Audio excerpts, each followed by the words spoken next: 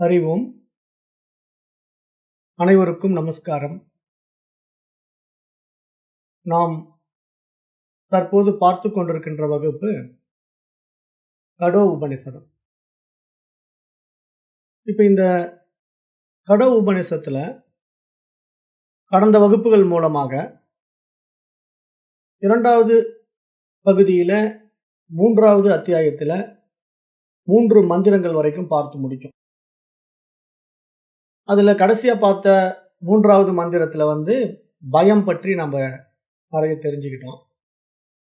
ஏன்னா இங்க உண்மையிலேயே பயம் நமக்கு யாரிடத்துல இருக்கணும்? இறைவன் மீது இருக்கணும். இறைவனுடைய ஆற்றல்கள் மீது நம்ம பயப்பட வேண்டியது இல்லை. ஏன்னா இறைவனுடைய ஆற்றல்களாகிய பஞ்சபூதங்களும் அவனுடைய கட்டுப்பாட்டில் இருக்கு. அப்ப அவனுடைய கட்டுப்பாட்டில் இருக்கிற பூதங்களுக்கு நம்ம முக்கியத்துவம் கொடுக்க வேண்டியதில்லை. அந்த பூதங்களை படைத்த பரமனுக்கு தான் நம்ம முக்கியத்துவம் கொடுக்கணும் அப்படிங்கிற மாதிரி நேற்றைய வகுப்புல பார்த்தோம். அப்புறம் மேலும் சில ஆழமான உண்மைகளை நம்ம புரிஞ்சுக்கிட்டோம். அது என்ன அப்படின்னு பார்க்கும்போது, இப்போ இறைவனுடைய வைபவம் இருக்கு இல்லையா? அப்ப அந்த இறைவன் எப்படி வெளிப்படுகின்றான் அப்படின்னா, நம்ம ஏற்கனவே பார்த்தோம். நம்ம இடத்தில் இருக்கின்ற உணர்வாய் வெளிப்படுகின்றான், தூய அறிவாய் வெளிப்படுகின்றான் என்று நம்ம பார்த்தோம்.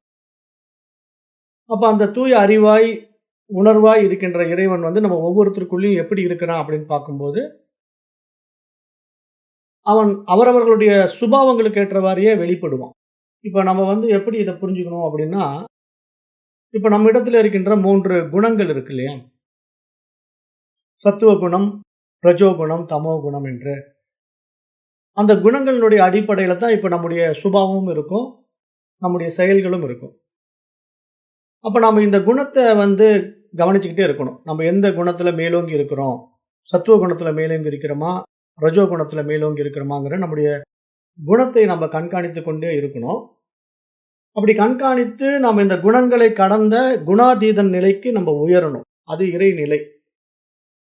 அப்ப இந்த மாதிரி நம்ம இருமைகள்ல வாழும்போது இந்த குணபேதங்கள்னால என்ன நடக்கும் அப்படின்னா, நம்முடைய மனோபாவம் நல்ல பண்பு நலன்களை கொண்டதாக இருந்தா நம்ம இடத்துல அன்பு, கருணை, இந்த மாதிரி நல்ல எண்ணங்கள், நல்ல பண்புகள் வெளிப்படும்.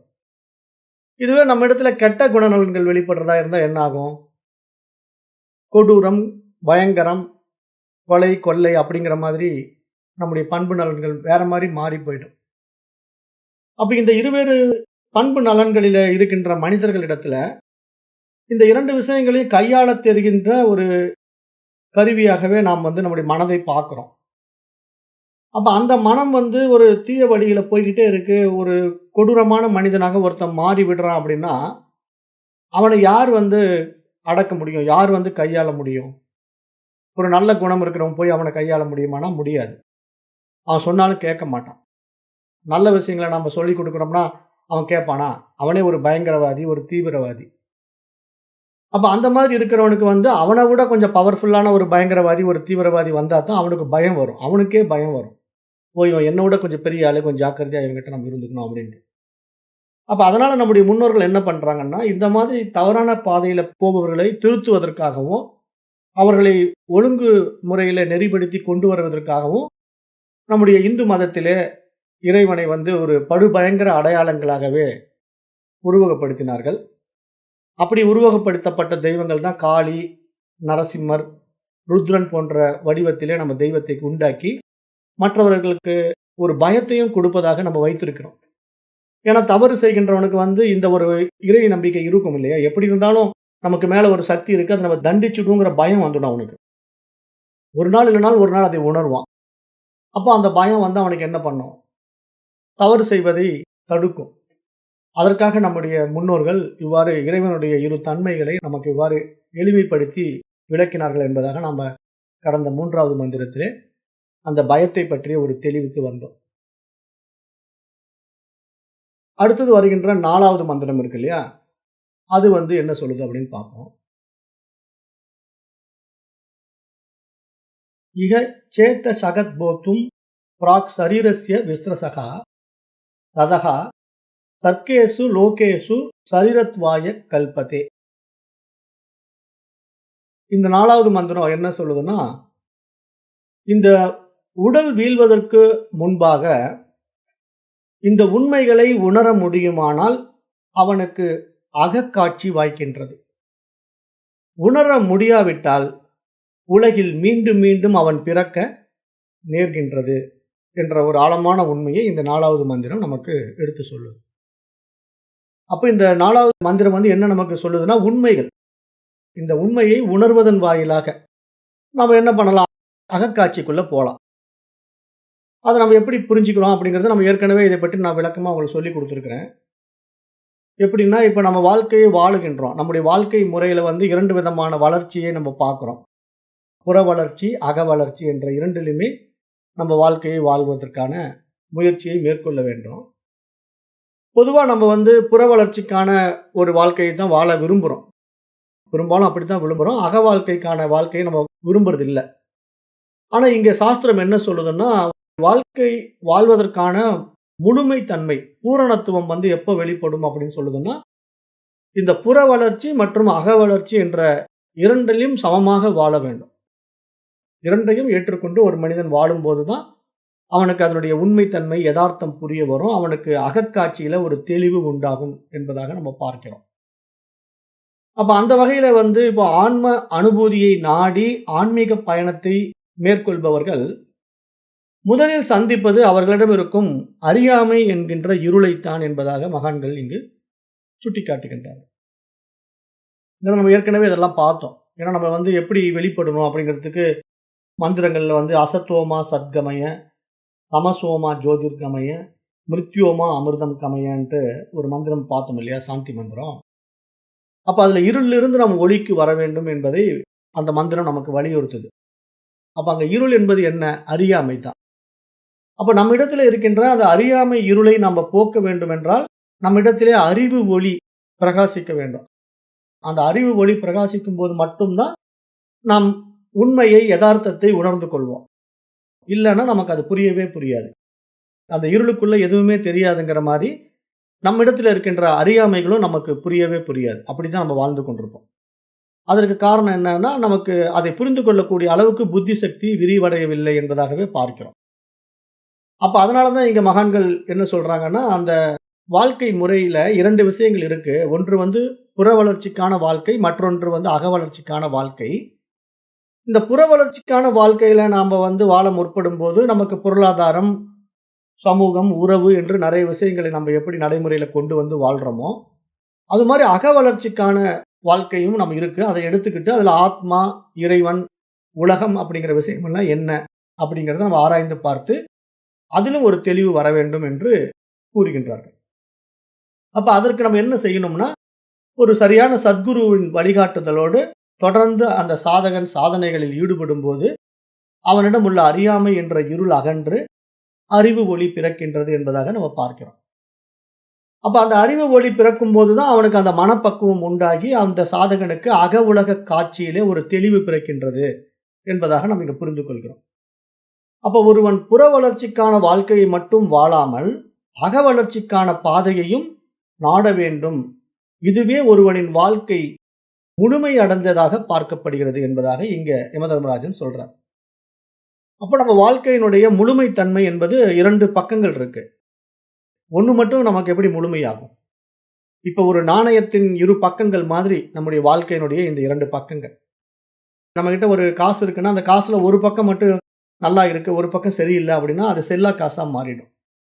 ஏன்னா காசை நீங்க 2 பக்கமும் ஒரே மாதிரி வச்சிருந்து கொண்டு போய் கொடுத்தீங்கன்னா கடையில வாங்கிக்குவான். ஒரு பக்கம் பூரா காசை நீங்க தேய்ச்சிட்டு கொண்டு போய் கொடுத்தீங்கன்னா, இந்த காசு செல்லாதுங்க, இந்த பக்கம் ஒண்ணுமே இல்லை அப்படின்னு திருப்பி கொடுத்துருவான். ஏன்னா அந்த காசுனுடைய அந்த வேல்யூ போயிடும். அது மாதிரி இங்க வாழ்க்கையும் அப்படித்தான். நம்முடைய வாழ்க்கையில 2 பக்கங்கள் இருக்கு. ஒன்று அக வாழ்க்கை, மற்றொன்று புற வாழ்க்கை. ஆனா நாம என்ன பண்றோம்? புற வாழ்க்கைங்கிற ஒரு பக்கத்தை மட்டும் நல்லா வச்சுக்கிறோம். அக வாழ்க்கை என்கின்ற மறுபக்கத்தை நம்ம சரியா வச்சுக்க மாட்டேங்கிறோம். அப்ப நம்ம அதையும் சரியா வச்சுக்கிட்டோம்னா தான் நம்முடைய வாழ்க்கை முழுமை பெறும். அந்த பூரணத்துவம் நிறைவாகும் என்று இங்க இந்த மந்திரம் நமக்கு சுட்டி காட்டுகிறது. அதை நம்ம நன்றாக மனதில் வைத்துக் கொள்ள வேண்டும். அடுத்தது 5வது மந்திரம்.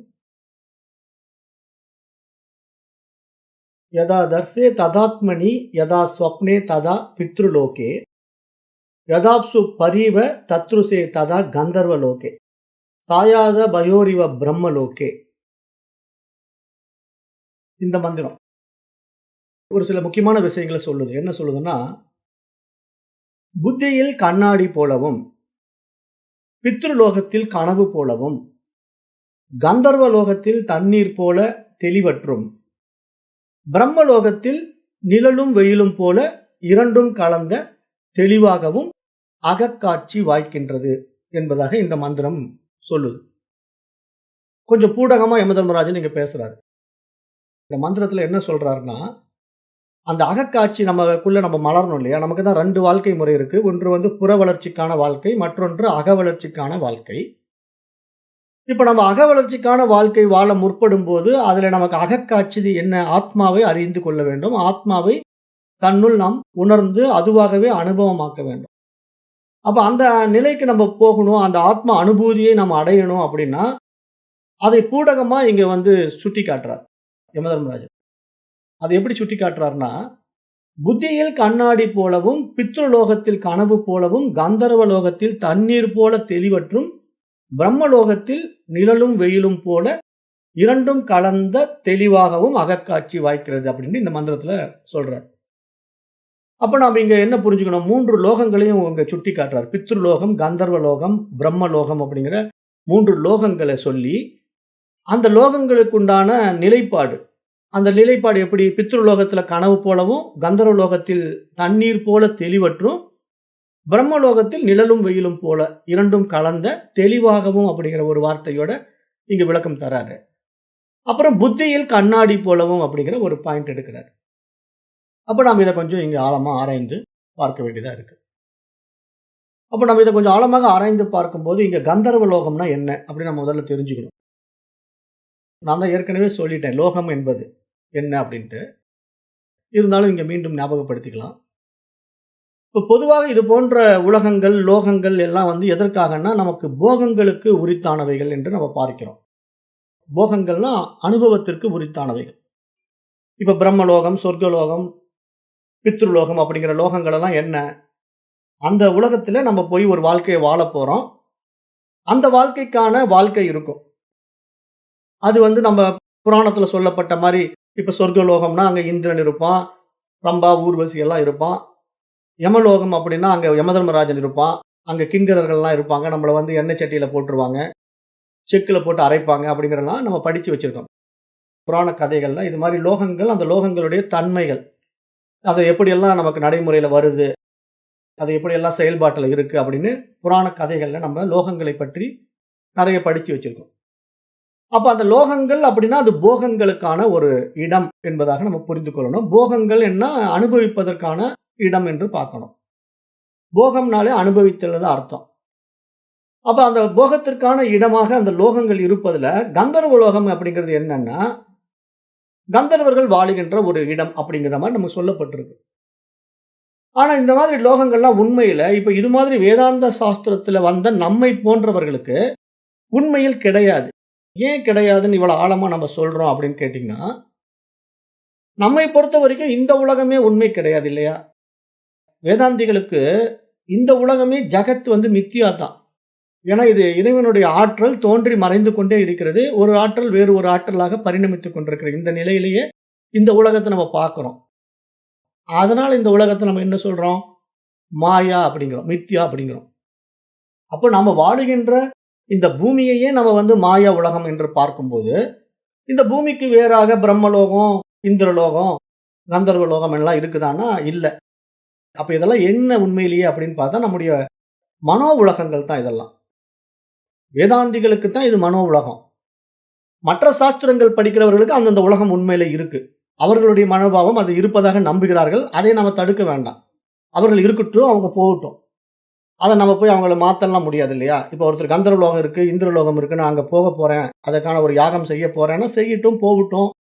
அது அவர்களுடைய நிலைப்பாடு. நம்ம அதை போய் தடுக்க கூடாது. இங்க நம்முடைய பாடத்திட்டங்கள்ல நம்ம இதை எப்படி புரிஞ்சுக்கிறோம் அப்படின்னா, இது நம்மால், நம் மனதினால் உண்டாக்கப்பட்டு நம்மால் அனுபவிக்கப்படுகின்ற உலகங்கள் என்பதாகத்தான் நம்ம இதை பார்க்கிறோம். அது எப்படி நம்ம இங்க பார்க்கிறோம் அப்படின்னா, இது நாம் வாழுகின்ற இந்த பூமியிலேயே அதற்கான சூழ்நிலைகளுடன் நாம் வாழ முடியும் என்பதாகவே நம்ம பார்க்கிறோம். இந்த பூமியிலேயே நம்ம அதற்கான சூழ்நிலைகளை வாழ முடியும். அது நம்முடைய கர்ம பலன் என்று நம்ம சொல்றோம். ஏன்னா ஒவ்வொருத்தரும் ஒவ்வொரு மாதிரி வாழ்க்கை வாழ்றாங்க இல்லையா? சுகபோக வாழ்க்கை வாழ்கின்றவர்களை பார்க்கிறோம். வறுமையில சாப்பாட்டுக்கே வழி இல்லாம பிளாட்ஃபார்ம்ல படுத்துட்டு இருக்கிறவன பார்க்கிறோம். அப்ப இந்த மாதிரி எல்லாம் ஒவ்வொருத்தருடைய வாழ்க்கை முறையில் உள்ள வேறுபாடுகளை அவரவர்களுடைய மனோபாவத்திலிருந்து நீங்க பார்த்தீங்கன்னா, ஒருத்தருக்கு சொர்க்கமா தெரியுது, இன்னொருத்தருக்கு நரகமா தெரியுதா இல்லையா வாழ்க்கை? அதத்தான் இங்க சொர்க்கம், நரகம் என்று சொல்றோம். இப்ப ஒரு ஆடம்பரமான பங்களா, காரு, நல்ல லக்ஸூரியஸ் வாழ்க்கை. அப்படி வாழுகின்ற ஒருத்தனுடைய வாழ்க்கையும், சாப்பாட்டுக்கே வழி இல்லாம வறுமையில போத்திக்கிறதுக்கு கூட துணி இல்லாம குளிர்ல சுருண்டு குறுகி படுத்துட்டு இருக்கிற ஒரு வறுமையான ஏழையினுடைய வாழ்க்கையும் நீங்க ஒப்பிட்டு பார்த்தீங்கன்னா, அதை எப்படி ஒப்பிட்டு பார்க்கணும்? அவர்களுடைய மனநிலையில போய் ஒப்பிட்டு பார்க்கணும். இங்க நீங்க வெளிப்படையா பார்க்கும்போது 2 பேருடைய வித்தியாசம் தெரியாது. இவன் என்னவோ நல்ல ட்ரெஸ் போட்டுட்டு இருப்பான், அவன் கிழிஞ்ச ட்ரெஸ் போட்டிருப்பாங்கிற மாரி நம்ம பார்க்கக்கூடாது. அவரவர்களுடைய மனநிலையில போய் நின்னு பார்த்தீங்கன்னா, இந்த லக்ஸூரியஸ் லைஃப் என்ஜாய் பண்றான் இல்லையா? அவனுக்கு எல்லா சுகபோகங்களும் இருக்கு. அவன் எல்லாமே ஆனந்தமா அனுபவிக்கிறான். நல்ல உணவு, உடை, உறைவிடம், ஒரு குறையற்ற நிலையில அவன் வாழ்ந்து கொண்டிருக்கிறான். ஆனா இவனுக்கு எதுவுமே கிடைக்காம வறுமையில உழன்று கொண்டிருக்கிறான். சாப்பாட்டுக்கு கூட வழி இல்ல. அப்ப இவனுடைய மனநிலையில நின்னு பார்த்தீங்கன்னா, அவனுடைய வாழ்க்கை அவனை பொறுத்தவரைக்கும் நரகமா இருக்கும். அவனுக்கு இந்த உலகம் என்பதே ஒரு வெறுப்பு அடையக்கூடிய ஒரு விஷயமாகவும், எதுக்காக இந்த உலகத்துல நம்ம பொறந்தோம் அப்படிங்கிற ஒரு வேண்டா வெறுப்பாகவும் அவன் அந்த வாழ்க்கைய பார்ப்பான். அவனுடைய மனநிலையில இந்த உலகம் என்பது நரகம். ஏன்னா அவன யாருமே சீண்டல. அவன யாருமே அனுமதிக்கல. அவன யாருமே உதவி செய்ய தயாரா இல்ல. அப்படிப்பட்ட ஒரு நிலையில அவன் மனிதர்களெல்லாம் எப்படி பார்க்கிறான்? கிங்கரர்கள் மாரி பார்ப்பான். ஒவ்வொரு மனிதனும் கிங்கரர்கள் மாரி இருக்காங்க. எவனுமே எனக்கு உதவி செய்ய மாட்டேங்கிறான். என்ன மேலும் வருத்துறான். என்ன தொந்தரவு பண்றான். ஏன் தொந்தரவு பண்றான்? அவன் பிளாட்ஃபார்ம்ல படுத்துக்கிட்டு இருந்தா போலீஸ்காரன் தட்டி எழுப்புவான். எழுந்து இங்க படுக்க கூடாதும்பான். சரி இன்னொரு இடத்துல போய் அங்க படுக்கலான்னு படுத்தானா, அங்க ரவுடிங்க இங்க படுக்கக் கூடாது. இது எங்க இடம் அப்படிம்பான். அப்ப இது மாரி அவனால வாழவே முடியாம, வாழ்விடம் இல்லாம, அவன் இங்கும் அங்கும் அலைக்கழிக்கப்படுகின்ற அந்த நிலை அவனுக்கு ஒரு கொடுமையான நிலை. அது அவனுக்கு நரகம் என்ற வாழ்க்கை.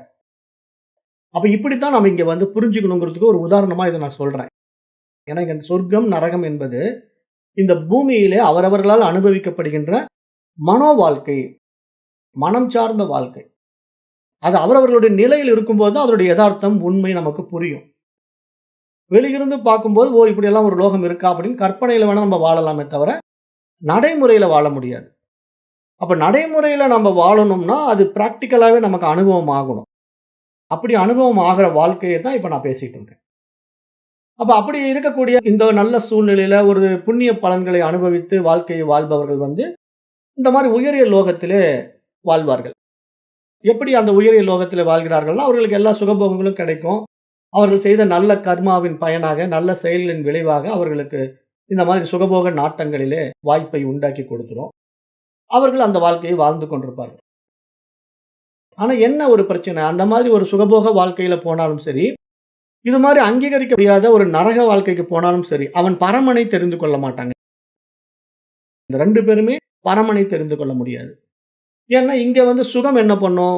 பரமனை மறைக்கும். அங்க நரகம் என்ன பண்ணும்? வறுமை பரமனை மறைக்கும்.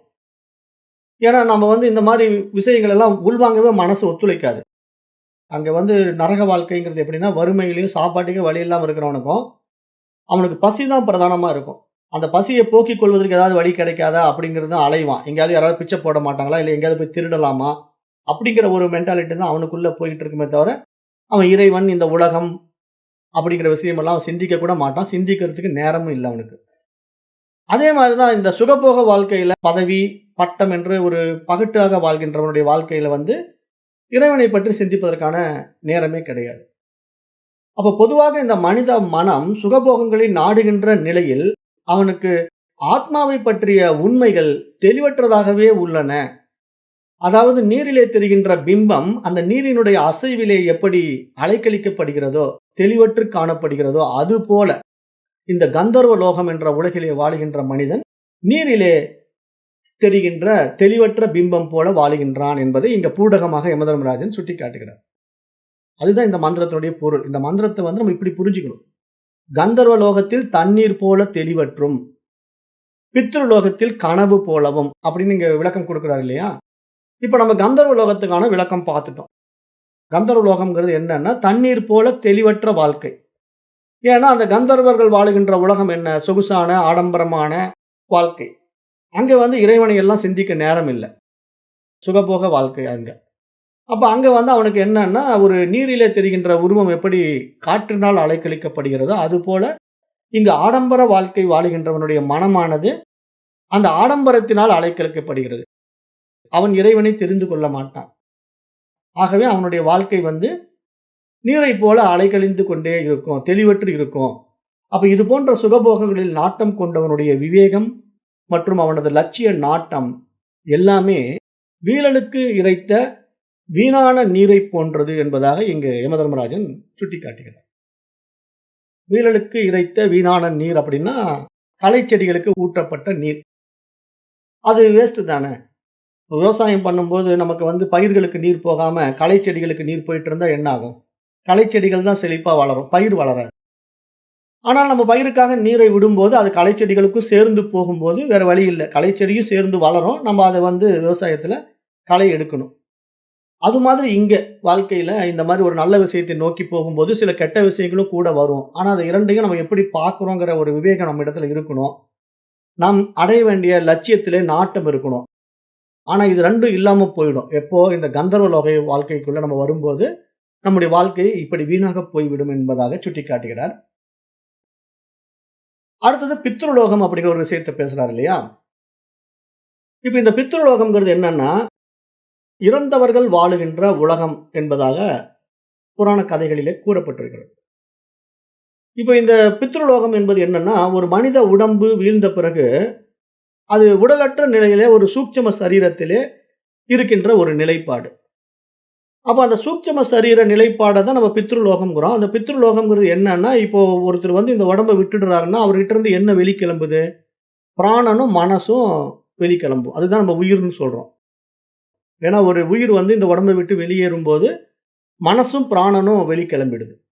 அப்ப அந்த வெளிக்கிளம்புகின்ற மனமும், பிராணனும் ஆகிய சூட்சும உடல் வாழுகின்ற ஒரு உலகம் தான் பித்ருலோகம் என்பதாக பார்க்கப்படுது. அந்த பித்ருலோகம் என்னன்னா, நடைமுறை வார்த்தையில பேசும்போது ஆவிகள் வாழுகின்ற உலகம் என்பதாக நெறைய பேர் சொல்லுவாங்க. அது ஆவிகள் உலகம் அப்படிங்கிற மாரி சொல்லப்பட்டிருக்கும். அப்புறம் இன்றைக்கெல்லாம் என்ன பண்றாங்கன்னா, நெறைய பேர் வந்து இந்த ஆவிகளோட பேசுறேன் அப்படின்னுலாம் சொல்றாங்க இல்லையா? இது மாரி நெறைய நம்பிக்கைகள் கொண்டவர்கள் இருக்கிறார்கள். நான் ஆவிகளோட பேசுறேன், நெறைய ஆவிகள நான் பார்க்கிறேன். அப்புறம் என்கிட்ட இருந்தே நெறைய ஆவிகள் வெளிய போச்சு. அப்புறம் நானே வந்து அந்த ஆவியோட தொடர்பு கொண்டேன் அப்படின்னுலாம் நெறைய பேசிக்கிட்டே இருப்பாங்க. அதாவது இவர்கள் என்ன நினைக்கிறாங்கன்னா, இந்த மாரி இறந்து போன பித்ருக்கள், நம்முடைய முன்னோர்களோட நம்ம தொடர்பு கொண்டு அவர்களோட பேச முடியும் என்பதாக நினைக்கிறார்கள். இது வந்து இன்றைக்கு, நேற்றைக்கு வந்த விஷயம் கிடையாது. ஆதிகாலம் தொட்டே ஆவிகளுடன் பேசுவதிலே அலாதி பிரியம் கொண்டவர்களாகவே நம்முடைய மனிதர்கள் இருந்தார்கள் என்பது நம்ம பார்க்க முடியுது. அது வந்து நம்ம ஆரம்ப காலத்தில இந்த ஆவிகளோடு தொடர்பு கொள்வதற்காக நம்ம மந்திரவாதிகள், சூனியக்காரிகள் என்றெல்லாம் நெறைய பேர நம்ம வைத்துக்கொண்டு இந்த தமிழ் படத்துல விட்டலாச்சாரியார் படமெல்லாம் இருக்குல்ல. தெலுங்கு படம், தமிழ் படம்லாம் அந்த காலத்துல எடுக்கும்போது பார்த்தீங்கன்னா, விட்டலாச்சாரியார் படம்னு சொல்லுவோம் நாம. விட்டலாச்சாரியார்னா, அவரு எடுக்கிற படமெல்லாம் பார்த்தீங்கன்னா, இந்த மாரி மாய மந்திரங்கள் எல்லாம் இருக்கும். அதுல வந்து ஆவிகளோட பேசுறது, வேற ஒரு உலகத்துக்கு போறது, கந்தர்வ லோகத்துக்கு போறது, இந்திர லோகத்துக்கு போறதுங்கிற மாரிலாம் அதுல கதை இருக்கும். அதெல்லாம் ஒரு சுவாரஸ்யமா இருக்கும். நம்ம அந்த படம் பார்க்கறதுக்கு விட்டலாச்சாரியார் படம் போய் பார்க்க உட்கார்ந்தோம்னா, அப்படியே ஒரு சுவாரஸ்யமா இருக்கும் அந்த படம் பார்க்கவே. அது மாதிரி நம்முடைய வாழ்க்கையில இந்த மாரி சுவாரஸ்யமான விஷயங்கள விரும்புகின்றவர்கள்லாம் என்ன பண்றாங்கன்னா, அந்த விட்டலாச்சாரியார் படத்துல தொடங்கி, இன்றைக்கு நவீன படம் இருக்குல்ல, ஹாரி பாட்டர் இருக்கு இல்லையா? ஹாரி பாட்டர்ங்கிற ஒரு கதாபாத்திரம் இருக்கு. ஒரு பையன் வந்து அப்படியே சூனியக்காரியோட வேற வேற இடத்துக்கெல்லாம் போவான், வருவான். ஒரு குச்சி மேலேயே பறப்பான்.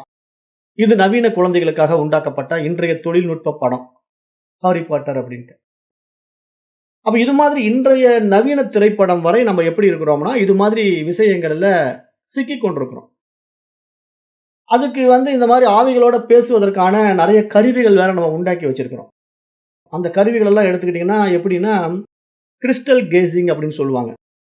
அதாவது ஒரு ஸ்படிக உருண்டை, ஸ்படிக பந்து ஒண்ணு இருக்கும். அது வழியா வந்து ஆவிகளோட தொடர்பு கொள்ளலாம் அப்படின்னு சொல்லி ஒரு சில மந்திரவாதிகள் செய்றாங்க. அப்புறம் ஒய்ஸா பலகை, ஒய்ஸா போர்டு அப்படின்னு இருக்கு.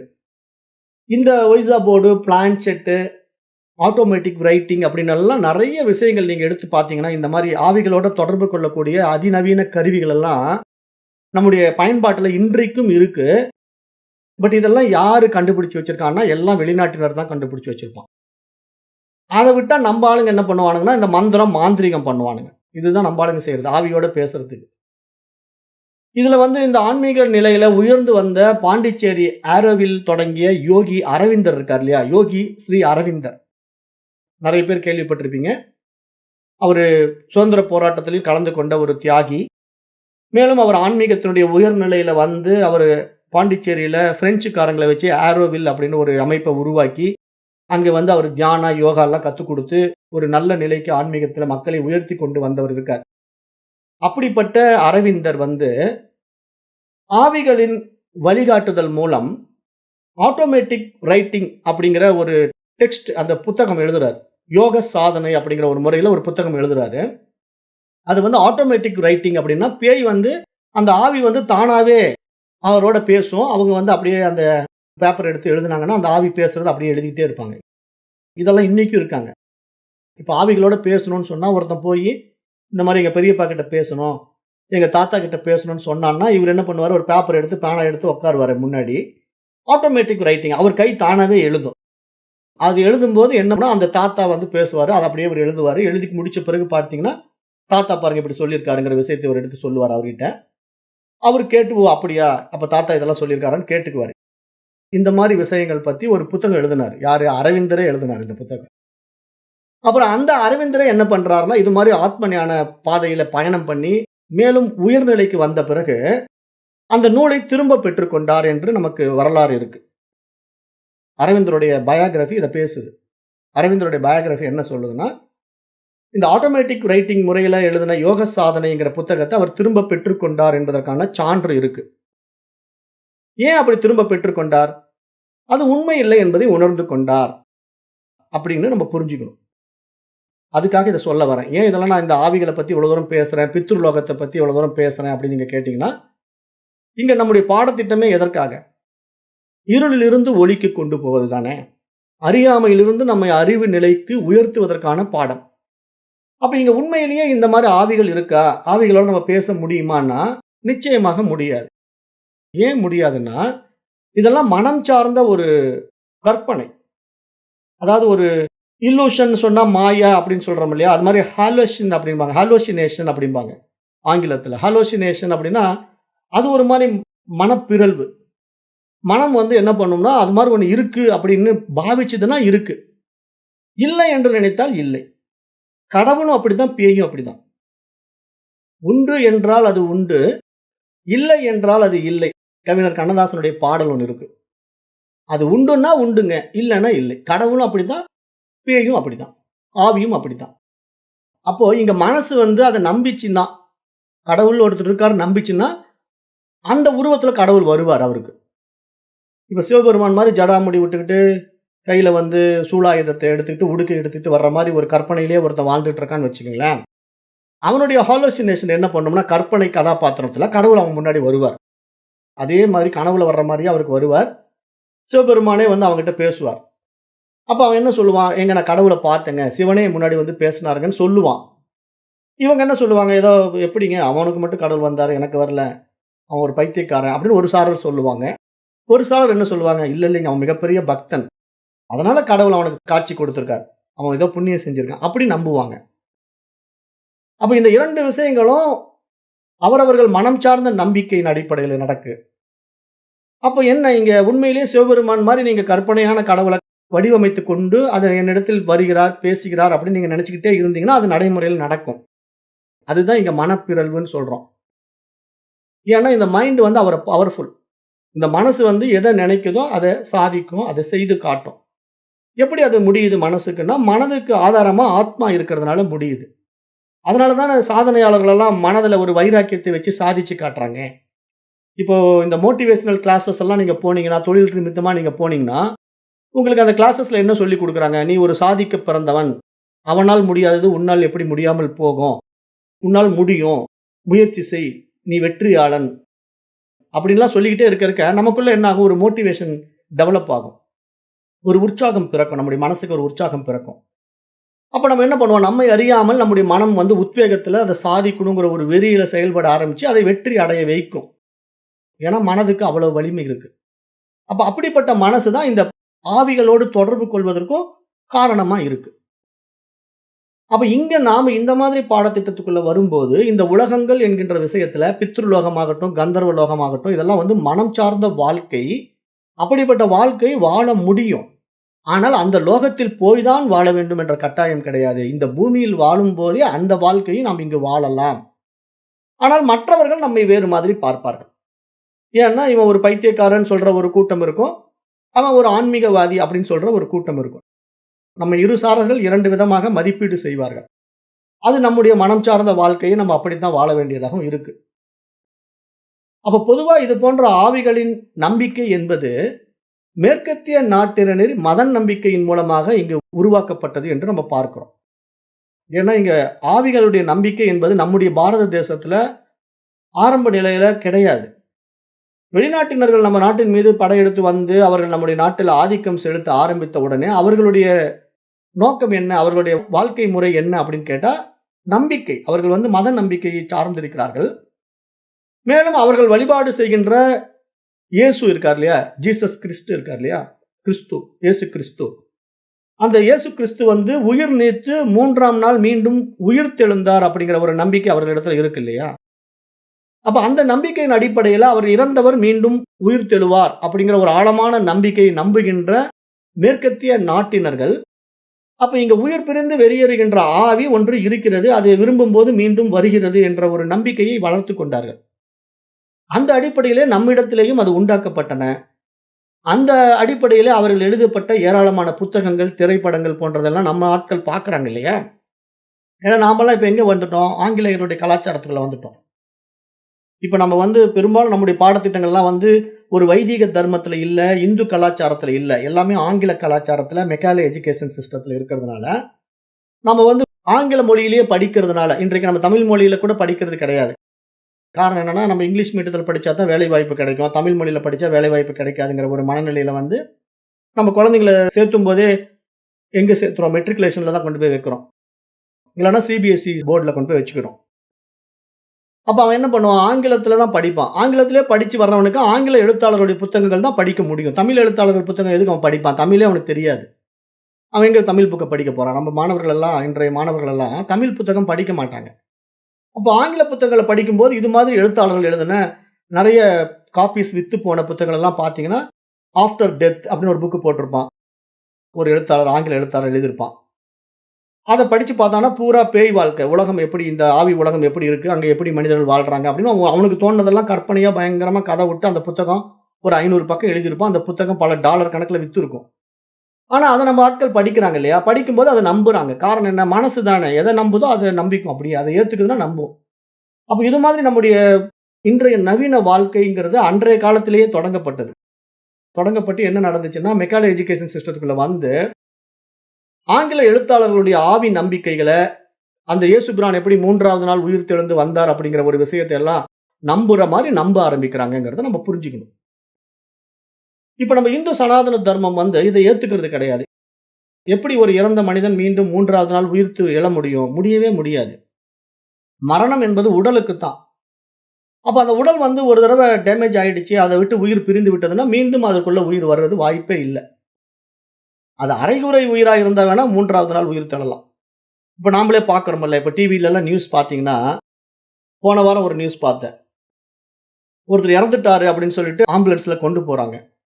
ஆம்புலன்ஸ்ல கொண்டு போகும்போது ஸ்பீட் பிரேக்கர்ல போட்டுட்டு லடக்கு புடக்குன்னு ஆட்டிக்கிட்டு அவன் கொண்டு போற வேகத்துல அந்த இறந்து போனவர் உயிர் தெழுந்துட்டார்.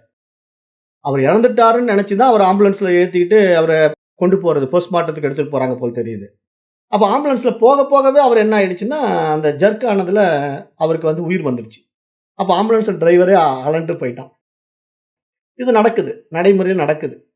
அப்ப எப்படி இது நடந்தது? அப்ப உண்மையிலே அவன் உயிர் குழையும் குற்றுயிருமாக இருக்கு. அவன் முழுமையா உயிர் பிரியல. அதனால அவன் உயிர் பிழைத்துக் கொண்டான். அது நமக்கு கண்டுபிடிக்க தெரியல. அவன் இறந்து விட்டான்னு நம்ம பொதுப்படையா சொல்லிட்டோம்.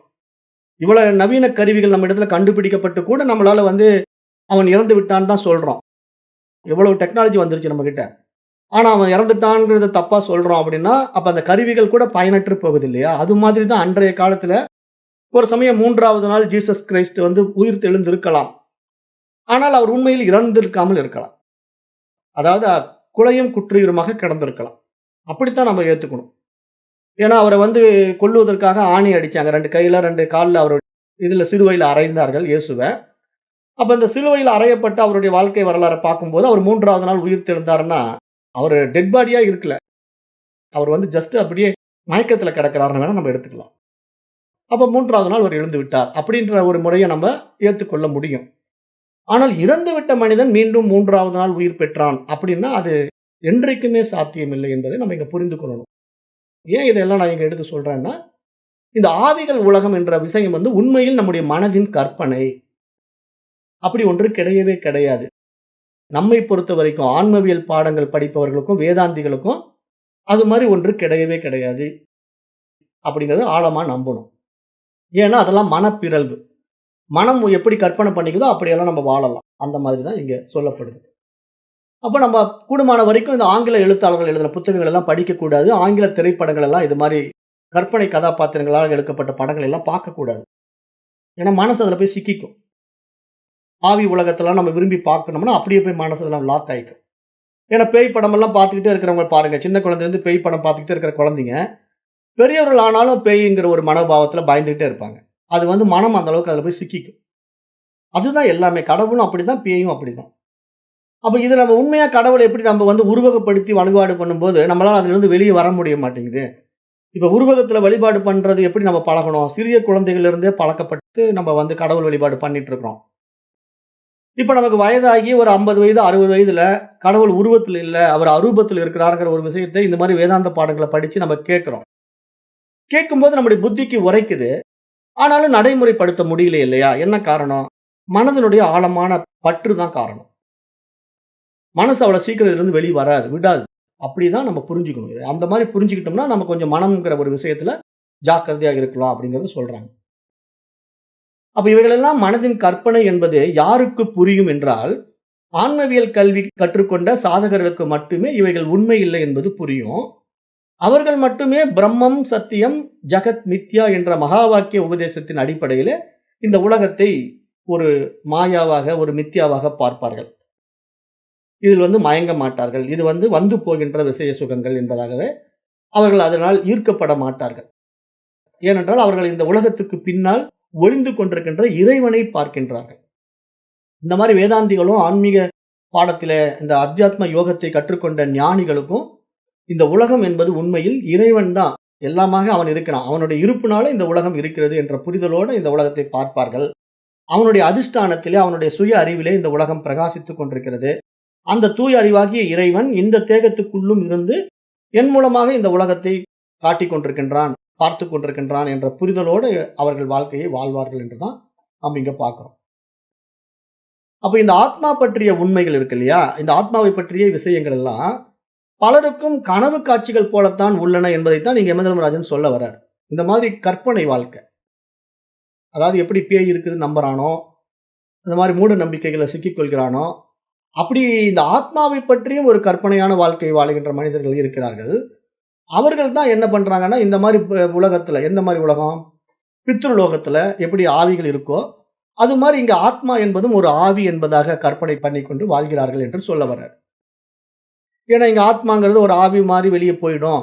அது அப்படியே அங்க பறந்துகிட்டு இருக்கும். அது என்கிட்ட பேசும். அப்படின்னு எல்லாம் ஒரு மனோபாவத்துல வாழ்கின்ற மனிதர்களுக்கு கனவு காட்சிகள், கனவு காணுகின்ற அந்த நேரத்தில் எப்படி உண்மை போல தோன்றுகின்றதோ, அதுபோல இவர்களுடைய நனவு வாழ்க்கையிலே அந்த ஆவியை பற்றிய ஒரு கற்பனையான விஷயம் கூட உண்மை போலவே தோன்றும். ஆனால் யாருக்கு இது புரியும் என்றால், இது போன்ற அத்தியாத்ம யோகத்தை அறிந்து கொண்ட உத்தம சாதகனுக்கு அந்த உண்மை புரியும் என்ற மிகப்பெரிய ஒரு உண்மையை இங்கு யமதர்மராஜன் இந்த மந்திரத்திலே எடுத்து விளக்குகின்றார். மேலும் இதே மந்திரத்துல புத்தியை பத்தி சொல்லும்போது என்ன சொல்றார்? புத்தி கண்ணாடி போன்றதுன்னு சொன்னார் இல்லையா? நம்ம இந்த மந்திரத்தை ரொம்ப ஆழமா அலசுறோம். இந்த ஒரு மந்திரத்தையே இவ்வளவு தூரம் பார்க்கிறோம். ஏன்னா இங்க புத்தியில் கண்ணாடி போலவும், பித்ருலோகத்தில் கனவு போலவும், கந்தர்வ லோகத்தில் தண்ணீர் போல தெளிவற்றும், பிரம்மலோகத்தில் நிழலும் வெயிலும் போல இரண்டும் கலந்த தெளிவாகவும் அகக்காட்சி வாய்க்கின்றதுங்கிற ஒரு நம்முடைய இன்னர் கான்சியஸ்னஸ பத்தி இவ்வளவு பிரீஃபா பேசிட்டு இருக்காரு. யமதர்மராஜன் பிரீஃப் எக்ஸ்பிளனேஷன் கொடுக்கிறார். மிகப்பெரிய ஒரு விஷயத்தை உடைக்கிறார். இதை நம்ம ரொம்ப ஆழமா புரிஞ்சுக்கணும். ஏன்னா 4 வரியில சொல்லப்பட்டிருந்தாலும் 4000 பொருள் கொண்ட விஷயமா இது இருக்கு. நம்ம சும்மா அப்படியே ஸ்கிப் பண்ணி போக முடியாது இத. அப்போ இங்க பித்ருலோகம்ங்கிறது இப்ப நம்ம புரிஞ்சுக்கிட்டோம். ஆவி உலகம். அது உண்மையில் எப்படிங்கிறாரு? பித்ருலோகத்தில் கனவு போலவும் அப்படின்னு யார் சொல்றாரு? யமதர்மராஜனே சொல்றாரு. நான் சொல்லிட்டேன்னு நினைச்சுக்காதீங்க. நெறைய பேர் சண்டைக்கு வந்துருவாங்க. பித்ருலோகத்துல இவர் போய் பார்த்தாரா? கதை விட்டுட்டு உட்கார்ந்திருக்காரு அப்படின்னு என்கிட்ட சண்டைக்கு வர்றவங்கலாம் இருக்காங்க. எந்த ஒரு விஷயமோ நான் என்னுடைய தனிப்பட்ட கருத்து சொல்லவே மாட்டேன். எல்லாமே மகான்களும், ரிஷிகளும், யோகிகளும் சொன்ன விஷயத்த மட்டும் தான் நான் உங்களோட பகிர்ந்துக்குவேன். என்னுடைய சொந்த கருத்த நான் என்றைக்கும் சொன்னதே கிடையாது. ஆனா இந்த மாரி விஷயங்கள பூரா நானு உங்களுக்கு நோட் பண்ணி குடுப்பேன். இப்படிதான் இவர் சொல்லியிருக்காரு, அப்படிதான் அவர் சொல்லியிருக்காருங்கிறத நான் வெளிப்படையா உங்களுக்கு உடைச்சு சொல்லிடுவேன். இப்ப இந்த விஷயத்த பித்ருலோகம்ங்கிற ஒரு விஷயம் வந்து கனவுங்கிற யமதர்மராஜன் சொல்றாரு. நான் சொல்லல. ஏன்னா நெறைய பேர் என்ன நம்பிக்கிட்டு இருக்கீங்க? பித்ருலோகம் ஒண்ணு இருக்கு. என் பெரியப்பன், என் சித்தப்பன்லாம் அங்க இருக்கிறார். அதனால நான் அவருக்கு வந்து பித்ரு காரியமெல்லாம் பண்ண போறேன்னு நீங்க பண்ணிட்டு இருக்கீங்க இல்லையா? பித்ரு காரியங்கள் எல்லாம். இந்த பித்ரு காரியங்கள் எல்லாம் நீங்க பண்ணாலும், பண்ணாட்டியும் அவர்களுக்கெல்லாம் போகாது. ஏன்னா இங்க உண்மை இல்ல. இதெல்லாம் எதுவுமே உண்மை கிடையாது. பித்ருலோகத்தில் கனவு போலவும், கந்தர்வ லோகத்தில் தண்ணீர் போல தெளிவற்றும். அப்ப கந்தர்வ லோகம் ஏன் தண்ணீர் போல தெளிவற்றும்? தண்ணீர் அசைகின்ற பொழுது அதில் இருக்கின்ற உருவம், பிம்பம் அசையும். அது மாதிரி நமக்கு கந்தர்வ லோகம் வாழ்க்கைங்கிறது என்னன்னா, மனம் கற்பித்துக் கொண்ட கற்பனை உலகம் இது. அந்த மாரி விஷயங்கள்ல ஈடுபட்டுக் கொண்டு அவன் நீரில் தெரிகின்ற பிம்பம் போல இங்க உலகத்தை உண்மை என்பதாக பார்த்து மயங்கிக் கொண்டிருக்கிறான். அது அசைகிறதுனால இவனும் அசைகிறான். மனதளவுல அசையுது. அத வந்து கந்தர்வ லோகத்துக்கு விளக்கம் கொடுத்தார். இப்ப வந்து புத்திய பார்க்க போறோம். புத்திய வந்து கண்ணாடி போலன்னு சொல்லிட்டார். அப்ப புத்தியை பற்றியும், அதன் விழிப்பு பற்றியும் நாம் ஏற்கனவே இதே கடோபநிஷத்துல 1வது அத்தியாயத்துல 3வது பகுதியில விரிவாக பார்த்தோம். அந்த விரிவான விஷயம் என்ன அப்படின்னா, புத்தி விழிப்புற்ற நிலையில் அவனுக்கு அக உண்மைகள் அழுக்கற்ற கண்ணாடியில் தெரிகின்ற பிம்பம் போல் தெளிவாக தெரியும் என்பதாக நம்ம உணர்ந்து கொண்டோம். ஏன்னா நம்ம இதற்கான ஓமானம் நெறைய குடுத்திருக்கிறேன். இப்ப கண்ணாடியில வந்து ஒரு அழுக்கு படிஞ்ச கண்ணாடியில போய் நான் என்ன பார்த்தா தெளிவா இருக்காது. புகை படிந்த கண்ணாடியில நான் என்ன பார்த்தா தெளிவா இருக்காது. அப்ப கண்ணாடியில வந்து தெளிவு இருக்கணும். பாதரசம் போகாம நன்றான ஒரு நல்ல கண்ணாடியாக இருந்தா என்னுடைய உருவம் அதுல முழுமையாக பிரதிபிம்பித்து காணப்படுவது போல, இங்கு நம்முடைய புத்தி சக்தியும் களங்கம் இல்லாம நல்ல ஒரு நிலையில பிரகாசிக்கணும். அதுக்கு தான் மன தூய்மை வேண்டும் என்று நம்ம மீண்டும் மீண்டும் சொல்றோம். மன தூய்மையில தான் அந்த அறிவு பிரகாசிக்கும் அப்படின்னு ஏன் சொல்றோம்? அந்த ஆத்மா என்பது ஒரு தூய அறிவு. அந்த தூய அறிவு வந்து நம்மிடத்துல பிரகாசிக்க வேண்டும்னா நம்முடைய மனம் தான் கண்ணாடி. அந்த மனம் என்ற கண்ணாடியில அந்த தூய அறிவு நம்மிடத்துல வெளிப்பட்டு பிரகாசிக்கும்போது எப்படி பிரகாசிக்கும்? புத்தி சக்தியாக நம்மிடத்துல பிரகாசிக்கும். மனம் என்ற ஒரு விஷயத்துல ஏராளமான விஷய சுகங்கள் நம்மிடத்திலே உள்வாங்கப்பட்டிருந்தாலும், அப்படிப்பட்ட விஷய சுகங்களினுடைய நன்மை எது, தீமை எது என்று பகுத்தறியக்கூடிய பகுத்தறிவு சக்தியான புத்தி சக்தி அதை இன்னும் அருமையாக வெளிப்படுத்தும். அப்படி வெளிப்படுத்துறது தானே இந்த மாரி வேதங்கள், உபநிஷதங்கள் எல்லாம். ஞானிகளும், மகான்களுக்கும் நமக்கு இப்படி குடுக்கிற நூல்கள் எல்லாம் என்ன? அவர்களுடைய புத்தியிலிருந்து வெளிப்பட்டது தான் இதெல்லாம். அவர்களுடைய புத்தி சக்தியை வெளிப்படுத்தி இவ்வளவு அருமையான விஷயங்களை நமக்கு எடுத்து குடுக்குது. அப்ப அந்த மாதிரி புத்தி விழிப்புற்ற நிலையிலே அவனுக்கு அக உண்மைகள் அழுக்கற்ற கண்ணாடியில் தெரிகின்ற பிம்பம் போல தெளிவாக தெரியும் என்ற மிகப்பெரிய உண்மையை இங்கு யமதர்மராஜன் பேசுகிறார். அதே சமயம் கவனம் இல்லாமல் இருந்தால் அந்த கண்ணாடியிலே எப்படி அழுக்கு ஏற்படுமோ, அது மாரி இங்கு நாம் வாழுகின்ற இந்த வாழ்க்கையிலே கவனம் இல்லாமல் கண்ட விஷயங்களிலே நாம் ஆர்வம் செலுத்தினால், நம்முடைய மனதிலும் அழுக்கு சேர்ந்து விடும். அப்ப அந்த அழுக்கு சேர்ந்த மனதிலே அந்த ஆத்மா பிரகாசிக்காது என்ற ஒரு ஆழமான உண்மையை இங்க புரிய வைக்கிறார். இந்த மந்திரத்துல புரிய வைக்கிறார். அடுத்தது 4வதான ஒரு விஷயம் வந்து பிரம்ம லோகத்தை பத்தி பேசுறார். இந்த பிரம்ம லோகத்தை பத்தி சொல்லும்போது இதே மந்திரத்துல என்ன சொன்னாருன்னா, பிரம்ம லோகத்தில் நிழலும் வெயிலும் போல இரண்டும் கலந்த தெளிவாகவும் அகக்காட்சி வாய்க்கிறது அப்படிங்கிற ஒரு ஆழமான உண்மையை நமக்கு எடுத்து சொல்றார். அப்ப பிரம்ம லோகத்துக்கு ரொம்ப முக்கியத்துவம் கொடுக்கிறார் பாருங்க. அப்ப அந்த பிரம்ம லோகம் அப்படிங்கிறது நான் ஏற்கனவே உங்களுக்கு விளக்கம் கொடுத்திருக்கேன். பிரம்ம லோகம் என்பது சாஸ்திர அறிவு வெளிப்படுகின்ற ஒரு இடம். அங்க பிரம்மா வாழுகின்ற இடம். பிரம்மாங்கிறவர் யாரு? ஒரு பெரிய ஒரு சாஸ்திர பண்டிதர். அவருக்கு வந்து இந்த வேதங்கள் அவர் கையில தான் இருக்கு. வேதத்தையும் அவர் கையில தான் வச்சுட்டு இருப்பாரு. நீங்களே புராண கதைகள் எல்லாம் பார்த்தீங்கன்னா, ஒரு படம் வரைஞ்சிருப்பான். அதுல அப்படியே வேதத்த கையில எடுத்துக்கிட்டு உட்கார்ந்து இருப்பாரு. யாரு? பிரம்ம தேவன். அப்ப அதனால பிரம்ம லோகம் என்பது இது மாரி சாஸ்திர அறிவு வெளிப்படுகின்ற ஒரு இடம். அப்ப அந்த மாரி இடம் எங்க இருக்கு? இதே பூமியில இருக்கு. நீங்க எங்கேயோ பிரம்மலோகத்துக்கெல்லாம் போக வேண்டியதில்லை. இது மாதிரி அத்தியாத்ம யோகத்தை, ஆன்மீக விஷயத்தை, ஆன்மவியல் பாடத்தை நீங்க எங்க கற்றுக்கொள்கிறீர்களோ அது உங்களுக்கு பிரம்மலோகம். அப்ப இங்க பிரம்மலோகம், கைலாசம், வைகுண்டம் போன்றவைகள் எல்லாம் உயர்நிலை வாழ்க்கை வாழுகின்ற தெய்வீக நிலைக்கு உயர்ந்தவர்களின் உறைவிடங்கள் என்பதாகவே நாம் பார்க்கிறோம். இப்ப நாம் இங்க பிரம்மலோகத்தை எப்படி பார்க்கிறோம் அப்படின்னா, மனிதனும் தெய்வமாகலாம் அப்படிங்கிறது தானே நமக்கு இங்க சொல்ல வர்ற விஷயம்.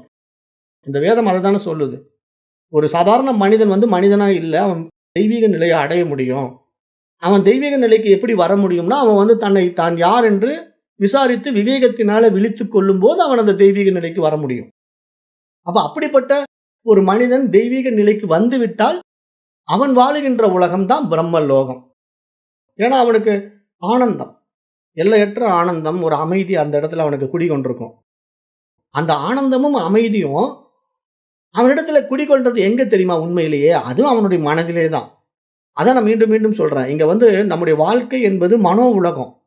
அப்ப பிரம்மலோகம் என்ற ஒரு உலகத்துல கூட நான் மனோ வாழ்க்கை தான் வாழ்றேன். ஆனா அந்த வாழ்க்கையில என்னிடத்துல என்ன வித்தியாசம்னா, அமைதியும் ஆனந்தமும் இருக்கும். அங்க ஆர்ப்பாட்டம் இருக்காது. அப்ப இந்த நிலை தான் நமக்கு வேணும். நம்ம வாழும்போது நமக்கு என்ன தேவை? ஒரு அமைதி, ஆனந்தம் தானே நம்ம எல்லோரும் தேடுறோம். மகிழ்ச்சி தேடுறோம். அமைதியை தேடுறோம். ஆனா அது எங்க இருக்குன்னு தெரியல. அதனால நம்ம எதேதோ பிடிச்சுக்கிட்டு ஓடிக்கிட்டு இருக்கிறோம். அப்ப இங்க இந்த விஷயத்தை புரிந்து கொள்ளும்போது அந்த அமைதியும் ஆனந்தமும் நம்ம இடத்துல நம்முடைய மனதிலேயே நிலை பெறும் என்ற ஒரு ஆழமான உண்மையை இங்கு யமதர்மராஜன் சொல்றார். அப்ப மனித பிறவியின் மகத்துவம் உணர்ந்து அதற்கான சரியான சாதனைகள் மூலம் இறைநிலை பெற்றவர்களுக்காக இந்த ஓமானம் இங்கு பிரம்மலோகத்தின் வாயிலாக எடுத்து கூறப்படுகிறது.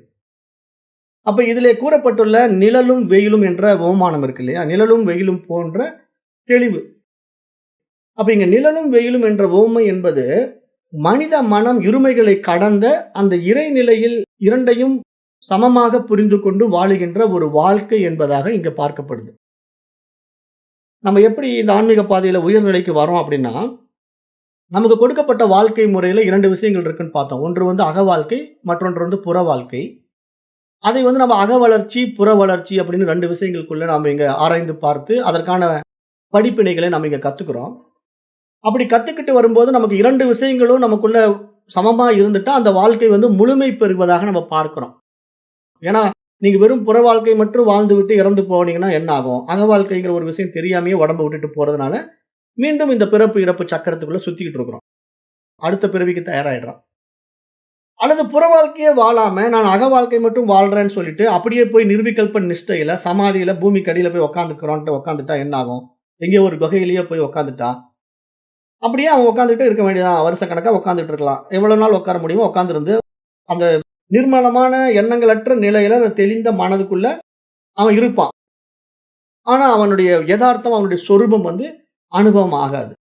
ஏன் அனுபவம் ஆகாதுன்னா, அங்க மனம் லிஃப்ட் ஆகவே இல்ல. மனம் எம்ப்டினஸ் ஆயிடுச்சு. மனம் எம்ப்டினஸ் ஸ்டேஜுக்கு போயிட்டா, அது என்னன்னா சூன்யம் என்று சொல்றோம். அங்க ஒன்றுமற்ற நிலை. அங்க அறிவு இல்ல. அங்க சூன்யம் உண்டாயிடும். ஏன்னா நம்ம இங்க வேதாந்த பாடத்துக்கும் மற்ற மதங்களுடைய பாடங்களும் நம்ம ஆராய்ந்து ரொம்ப தெளிவா புரிஞ்சுக்கணும். சூன்யம் உண்டாயிட்டா என்ன ஆகும்னா, நீங்க சிக்கிக்குவீங்க. அப்படிதான் நிறைய பேர் போய் சிக்கிக்குவாங்க. மனச ஒன்றுமற்ற நிலைக்கு கொண்டு போறேன் அப்படின்னு சொல்லிட்டு நிர்விகல்ப நிலையில, எண்ணங்களற்ற நிலையில மனத கொண்டு போய் நிறுத்துனீங்கன்னா, ஒரு எம்ப்டினஸ் ஆயிடும். மைண்ட் ஒரு வெறுமையை கண்டுபிடிச்சிடும். ஆனா அந்த வெறுமைக்குள்ள அந்த ஒருமை தன்மையான இறைவனை உணர முடியாம போயிடும். அதத்தான் பௌத்த மதம் சொல்லுது. புத்த மதம் ஃபெயிலியர் ஆனதே இந்த இடத்துல தான். அத நம்ம அடிக்கடி மேற்கோளிட்டு காட்டுவோம். ஏன் புத்த மதத்த நம்ம இங்க ஒப்பீடு செய்றோம் அப்படின்னா, புத்த மதமும் நம்ம இந்தியாவுல தோன்றியது தான். புத்தரும் நம்ம இந்தியாவுல பிறந்தவர் தான். அவரும் மிகப்பெரிய ஒரு ரிஷி தான், ஒரு ஞானி தான். ஆனா அவர் உணர்ந்த உண்மை என்னன்னா, அந்த எம்ப்டினஸ் அவரு உணர்ந்து அதுதான் உண்மைன்னு நம்பிட்டார். நல்ல உயர்நிலைக்கு வந்தவர் என்ன நடந்துருச்சுன்னா, அந்த சூன்யத்த பிடிச்சுக்கிட்டார். அங்க ஒன்றுமற்ற தன்மை, வெறுமை அப்படின்னு சொல்லிட்டார். ஆனா நம்முடைய சனாதன தர்மத்தின் வழியில் வந்த பண்டைய ரிஷிகள் அப்படி எம்ப்டினஸை ஏத்துக்கல. சூன்யத்தை ஒப்புக்கொள்ளவில்லை. அவர்கள் என்ன சொல்றாங்கன்னா, இல்ல இல்ல அந்த சூன்யம் என்று நீ உணர்ந்து கொண்டாய் அல்லவா, அதை சூன்யம் என்று சொல்பவன் யார்? அப்ப அவன் ஒருத்தன் சூன்யத்தை பார்த்துக்கிட்டு இருக்கான் இல்லையா? அந்த பார்ப்பவன் தான் நீ. அதுதான் நீ. அது தூய அறிவு தான் நீ என்று நமக்கு இங்க அந்த டிஃபரன்ஸ இங்க நமக்கு பிரிச்சு காட்டுறாங்க. நம்முடைய பண்டைய ரிஷிகள், சனாதன தர்மத்தின் வழி வந்த சான்றோர்கள், அந்த பௌத்த மதத்தினுடைய அறியாமையை நமக்கு இங்க விளக்கி, சூன்யம் என்பது ஒரு அருமையான நிலைதான். எண்ணங்களற்ற நிலைதான். ஆனாலும் அங்க எம்ப்டினஸ்க்குள்ள போய் சிக்கிக்கிட்டு, அங்க தன்னையே தான் யார் என்று உணர முடியாத ஒரு வெறுமை தன்மைக்குள்ள போய் மனசு சிக்கிச்சுன்னா, அது பூரணத்துவம் அடையாது. அங்க அக வாழ்க்கை ஃபெயிலியர் ஆயிடும். அதே மாதிரி புற வாழ்க்கை எங்க ஃபெயிலியர் ஆகும்னா, பணம், பதவி, பட்டம் என்று இதற்காகவே ஓடிக்கொண்டிருக்கிறவனுடைய வாழ்க்கை அதோட முடிஞ்சு போய் அவனுடைய வாழ்க்கையும் ஃபெயிலியர் ஆயிடும். அப்ப புற வாழ்க்கையில பணம், பதவி, பட்டம் என்று ஓடிக்கொண்டிருந்தவனும் மறுபிறவிக்கு வருவான். அக வாழ்க்கையில இந்த எம்ப்டினஸ் ஆனவனும் மறுபிறவிக்கு வருவான். அப்ப இந்த மாதிரி அவன் வாழ்க்கை முறையில இந்த மாதிரி கொண்டு போனாலும், எண்ணங்களற்ற நிலைக்கு மனதை உயர்த்தினாலும், பிறவி என்பது ஒன்று தடுக்க முடியாது. ஆனா யாருக்கு பிறவா பெருநிலை உண்டாகும் அப்படின்னா, அந்த தூய அறிவு தான் நான் என்று தன்னையே தான் உணர்ந்து கொண்டு அந்த சொரூபத்துல போய் நிக்கும்போது, அவனுக்கு தான் மட்டும் இருக்கிறேன். இந்த உலகம் என்பது தன் மீது இந்த சுய அறிவில் ஏற்றி வைக்கப்பட்டிருக்கின்றதுங்கிற புரிதல் வந்துவிட்டா, உலகம் மறைந்துவிடும். உலகம் மறைந்து அவனுடைய சொரூபம் அவனுக்கு அனுபவம் ஆகும். அந்த நிலையில அவனுக்கு உடம்பு கிடைக்காது. காரணம் என்னன்னா, அவன் உடலற்ற தூய அறிவாகிய ஆத்மா. அதுதான் இங்க உயர்ந்த நிலை. இங்க நம்முடைய சனாதன தர்மத்திலே வருகின்ற ரிஷிகள் சொல்வதுதான் ஆன்மீகத்தின் அறுதி உண்மை. அததான் அப்சல்யூட் ரியாலிட்டி அப்படின்னு சாஸ்திரம் பேசுது. அதுதான் உயர்ந்த உண்மை. அதுதான் முடிந்த முடிவு. அதற்கு மேல ஒன்றும் இல்ல. அப்ப அந்த நிலையில இங்க நிழலும் வெயிலும் அப்படிங்கிற விஷயங்களை இங்க எடுத்து நம்ம பிரம்மலோகத்துல பார்க்கும்போது, ஒன்றுக்கொன்று எதிரிடையானவைகள் போல தோன்றினாலும், இங்க நம்ம எப்படி புரிஞ்சுக்கிறோம்? நிழல் இருப்பதனால வெயிலும், வெயில் இருப்பதால் நிழலும் இருக்கின்றனங்கிற ஒரு தெளிவு நமக்கு புரியும். அதே சமயம் நிழலின் அருமை நமக்கு வெயிலில் தெரியும். நிழலினுடைய அருமை வெயில்ல போகும்போது அதனுடைய உஷ்ணம் தாங்க முடியாம அந்த நிழல் இருந்தப்ப அருமையா இருந்தது. இப்ப இந்த உஷ்ணம் தாங்கவே முடியல. எங்கேயாவது நிழல் கிடைக்குமா? அப்படின்னு நம்முடைய மனசு அந்த நிழலினுடைய அருமையை கண்டு ஏங்கும். அந்த நிலை வெயில்ல அனுபவம் ஆகும். அதே மாதிரி குளிர் இருக்கு. கடுமையான குளிர்காலம். இப்ப நமக்கு மார்கழி மாசம் குளிர் அப்படியே போட்டு வாட்டுது. அப்ப இந்த குளிர்ல நம்ம காலையில அப்படியே போட்டு வெடவெடன்னு நம்மள நடுக்கும்போது, வெயில் வந்தா பரவாயில்ல அப்படின்னு ஒரு எதிர்பார்ப்பு இருக்கு பாத்தீங்களா? அப்ப வெயிலினுடைய அருமை குளிர்ல தெரியுது இல்லையா? அப்ப நிழலினுடைய அருமை வெயிலில் தெரியும், வெயிலினுடைய அருமை குளிரில் தெரியும் என்ற இந்த 2 விஷயங்களையும் நாம் இங்க எப்படி தெளிவாக உணர்கின்றோமோ, ஒரு புரிதலுக்குள்ள இந்த இருமைகளை நாம் சமமாக ஏற்றுக்கொள்கிறோமோ, அந்த நிலை, அந்த புரிதல் துல்லியமாக அந்த ஆத்மாவை காட்டிக் கொடுக்கும் என்பதாகத்தான் இந்த பிரம்மலோகம் இங்கு விளக்கப்படுகிறது. இந்த பிரம்மலோகம் சொல்லக்கூடிய விஷயம் சாதாரண விஷயம் அல்ல. மிகப்பெரிய ஒரு உயரிய விஷயத்தை சாஸ்திரத்துல ஞானிகள் நமக்கு சொல்றாங்க. ஏன்னா இதை சொல்ல வர்றவர்கள்லாம் சாதாரண ஆட்கள் கிடையாது. மிக உயரிய ரிஷிகள், பண்டைய ரிஷிகள், ஞானிகள், வேத விற்பனர்கள், வேதாந்திகள். அப்ப அவர்கள் என்ன தெளிவுபடுத்துறாங்க அப்படின்னா, இங்க இருமைகள்ல இறைவன் இருக்கிறத எப்படி புரிஞ்சுக்கணும் அப்படின்னா, அந்த ஒருமைத்தன்மைக்குள்ள வரும்போது, இங்க ஏற்றத்தாழ்வுகள் இருக்காது. இது நல்லது கெட்டது இருக்காது. இது பாவம் புண்ணியம் இருக்காது. எல்லாம் இறைவனுடைய வைபவத்துல இது இயங்கிக் கொண்டிருக்கிறது. இந்த உலகம் என்ற ஒரு விஷயம் அவனுடைய அதிஷ்டானத்துல அவனால இதெல்லாம் இயங்கிக் கொண்டிருக்குது. அப்ப இது அவனுக்கு வேறாக இல்லை என்ற ஒரு தெளிவு நம்ம இடத்துல வரும்போதுதான், அது உண்மையான அத்தியாத்ம யோகமாக மாறி அந்த ஆத்ம காட்சியிலே நாம் ஆனந்தம் அடைய முடியும் என்பதாக இந்த பிரம்மலோகத்தினுடைய மகத்துவம் இங்கு விளக்கப்படுகிறது.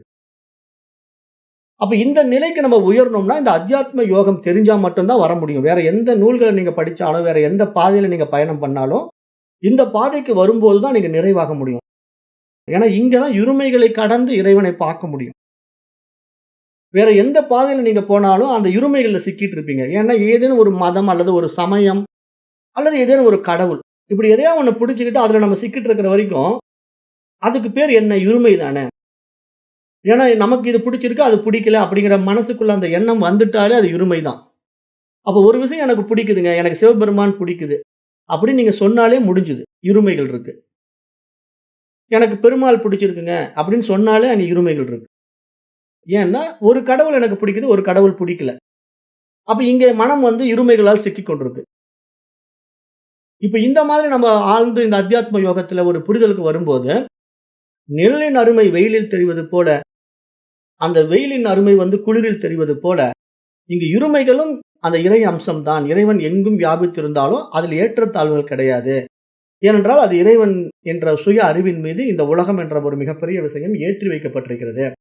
இது அவனுடைய ஆற்றல், அவனுடைய அனுபவம் என்பதாகவே நம்ம பார்க்கிறோம். அப்ப இந்த ஆழமான உண்மைய நம்ம எப்படி நடைமுறைப்படுத்த போறோம் அப்படின்னு பார்த்தீங்கன்னா, இப்ப நாம அகம் பிரம்மாஸ்மி, நானே அந்த தூய அறிவு, ஆத்மா அப்படிங்கிறத திடமா நிக்கிறோம். அப்படி நிக்கும்போது இங்க நமக்கு ஒரு சந்தேகம் வரலாம். இப்ப சரணாகதி அப்படிங்கிற ஒரு தத்துவத்துக்குள்ள நம்ம போனா இருமைகள் வருது இல்லைங்களா? நான் வேறு, இறைவன் வேறு தானே நான் சரண்டர் ஆகுறேன். அப்ப எப்படிங்க நான் சரணாகதிக்குள்ள போறது சரியா? இல்ல நான் அகம் பிரம்மாஸ்மி அப்படின்னு இந்த நிலையில இருப்பது சரியா? அப்படின்னு ஒரு கேள்வி ஒரு சிலருக்கு எழுந்திருக்குது. இது பற்றி என்கிட்ட கேட்கறாங்க.